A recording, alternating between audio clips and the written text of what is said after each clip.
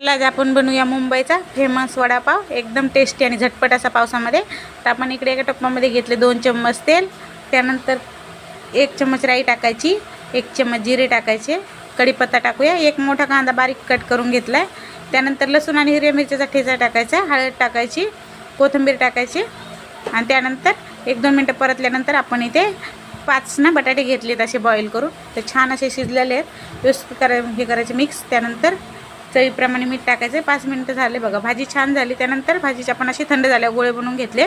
आता बेसन पिठामध्ये असं बुडून व्यवस्थित याला कढईमध्ये तेल गरम करायला मांडलंय बघा, असे छानपैकी टाकायचे। तर याचा पूर्ण व्हिडिओ मी टाकलेला आहे, तर तुम्ही जाऊन बघा। 5-6 मिनिटं फ्राय करायचे आलटून पलटून, त्यानंतर आपण काढून घेऊया। आता आपण त्याचा चुऱ्यापासूनच ही लाल चटणी बनवली। त्यानंतर बघा तसं वडा ठेवायचा आहे, हिरवी मिरची तळलेली, आणि सर्व करूया। तुम्हाला व्हिडिओ आवडला ना तर नक्की लाईक करा। पूर्ण